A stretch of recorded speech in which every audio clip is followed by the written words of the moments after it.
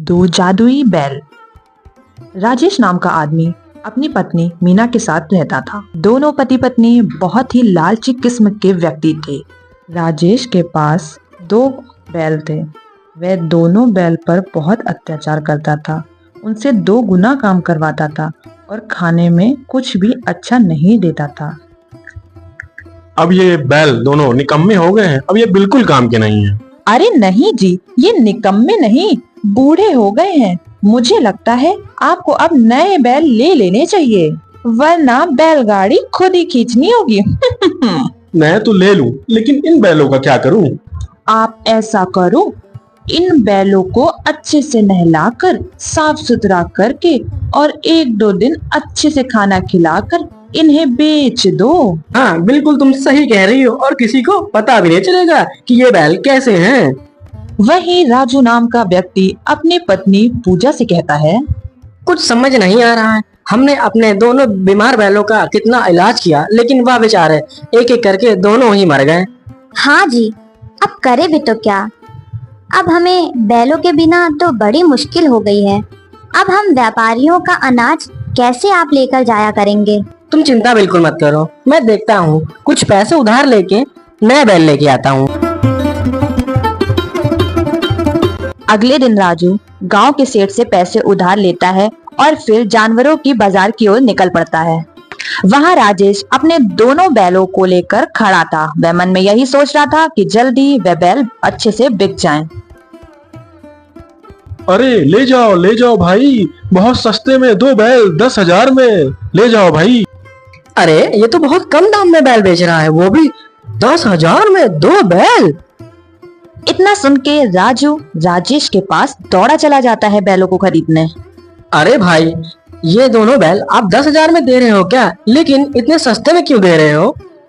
अरे वो मेरी नौकरी शहर में लग गई है, इस वजह से मैं अपने पूरे परिवार के साथ वहां जा रहा हूँ। अब उन बैलों का वहां क्या काम, इस वजह से मैं इन्हें बेच रहा हूँ इतने सस्ते में। अरे वाह, धंधे को तो आग ही चाहिए थी और वो भी मिल गई। ए भाई सुनो जरा, ये दोनों बैल मुझे दे दो। राजू दोनों बैलों को खरीदकर घर ले आता है और दूसरे दिन अनाज की बोरी उन पर लाद के कुछ दूर चलता ही है कि वह दोनों बैल अचानक से रास्ते में गिर पड़ते हैं। अरे ये दोनों गिर क्यों गए? इतना तो वजन भी नहीं रखा मैंने इनके ऊपर। राजू बैलों को डॉक्टर को दिखाता है। बैलों को देखकर डॉक्टर राजू से कहता है, अरे ये बैल तो बहुत बूढ़े हो गए हैं और बहुत बीमार भी हैं ये तो। राजू डॉक्टर की बात सुनकर बहुत ही दुखी हो जाता है। अरे भाग्यवान, ये हमारे साथ क्या खेल हो रहा है? सोचा तो ये था कि अब 2 बैल हो गए हैं, काम ज्यादा बढ़ेगा, लेकिन हमारे साथ धोखा हुआ है। वो आदमी चालाकी के साथ ये दोनों बीमार बैल हमें बेच दिया। आप चिंता मत करो, दुखी क्यों होते हो? भगवान जी कोई ना कोई अच्छा रास्ता जरूर निकालेंगे। बेचारा राजू उधार ले लेकर अपने बैलों का इलाज कराता है, लेकिन अब उसके घर की हालत बहुत ही खराब हो चुकी थी। अरे भाग्यवान, अब मैं क्या करूं? कुछ समझ नहीं आ रहा है। धीरे धीरे सारे पैसे खत्म हो गए मुझसे, अब इन बैलों की हालत देखी न जाती। अब धीरे धीरे तुम्हारे सारे गहने मैंने बेच दिए। अब मैं क्या करूं भाग्यवान? आप इन बैलों को इनके मालिक को ही दे आओ। अगर इनका मालिक इनको रखना ही चाहता तो मुझे धोखे से क्यों बेचता? तभी एक साधु बाबा उनके घर के बाहर आकर जोर जोर से आवाजें देने लगते हैं। कुछ खाने को दो बेटा, भगवान तुम्हारा भला करेगा। ये लो बाबा, भोजन खा लीजिए। बाबा वहीं आंगन में बैठकर भोजन करने लगते हैं और राजू से पूछते हैं, ये 2 बैल कैसे? ये लगता है दोनों बीमार हैं। अब क्या ही बताऊं बाबा, मैं बहुत परेशान हूँ। फिर राजू सारी बात बाबा जी को बताता है। तुम बहुत नेक इंसान हो बेटा, और तुम बहुत दयालु भी हो बेटा। दयालु तो बहुत हूँ बाबा, लेकिन दयालु होने से क्या फायदा? मेरे पास तो इनके इलाज के पैसे भी नहीं हैं। लोगों से बहुत कहा, लेकिन कहते हैं या तू भी इन्हें धोखे से बेचा या फिर इन्हें मार डाल। लेकिन बाबा मैं इन्हें कैसे मार सकता हूँ? अब आप ही कुछ बताएं। बेटा मैं तुम्हारी परेशानी समझ गया हूँ, लेकिन अब तुम कभी भी परेशान नहीं रहोगे। बाबा अपनी जगह से उठते हैं और उन बैलों की तरफ जाते हैं और अपने कमंडल से उनके ऊपर जल छिड़कते हैं। ये क्या बाबा, मैं इतने दिनों से इनका इलाज करा रहा था, पर ये तो खड़े ही नहीं हो पा रहे थे। बेटा अब ये मामूली बैल नहीं रह गए, इसमें से एक घोड़ा तुम्हें सोना और दूसरा घोड़ा तुम्हें पैसा देगा। ये चमत्कारी बैल हो गए हैं। क्या बाबा आप सच बोल रहे हैं? आपने तो मेरी जिंदगी धन्य कर दी। बाबा जी मैं आपका बहुत बड़ा शुक्रगुजार हूँ। अगर आप जब भी इस रास्ते से निकलें तो अपना आशीर्वाद हमें दे के जाएं। इतना कह के बाबा वहाँ से चले जाते हैं और अगले दिन राजू के घर जमींदार सेठ आ जाता है। ए राजू के बच्चे बाहर निकल। इतने दिनों से कह रहा है आज दूंगा कल दूंगा, मेरे पैसे देता ही नहीं है। आज मैं पैसे अपने लेके ही जाऊंगा। बाहर निकल। हाँ हाँ सेठ जी मैं आपके पैसे शाम तक दे दूंगा। देखता हूँ तेरी शाम कब तक होगी। भाग्यवान क्या हम इन बैलों से पैसे मांग के देखें? हाँ हाँ चलो हम इनसे पैसे मांग कर देखते हैं। हे जादुई बैल हमें पैसे दे दो।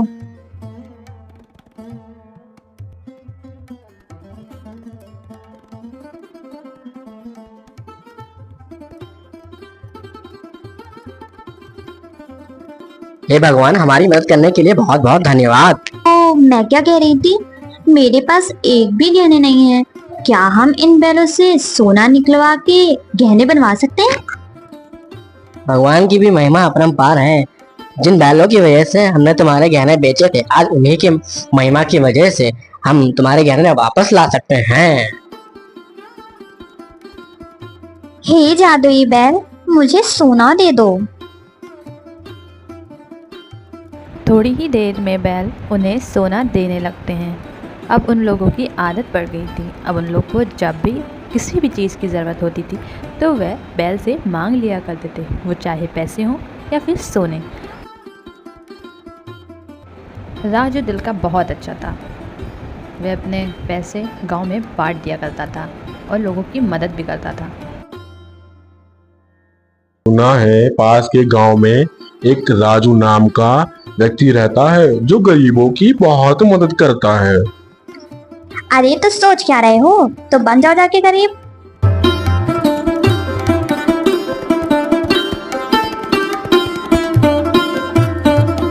बहन जी मैं बहुत मुसीबत में हूँ। सुना है आप गरीबों की बहुत मदद करते हो।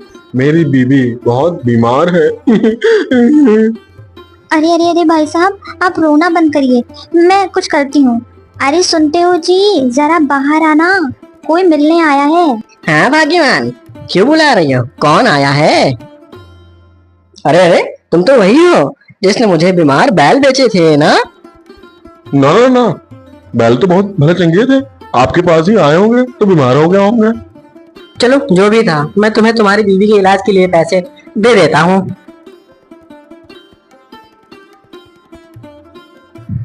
हे जादुई घोड़े मुझे पैसे दे दो।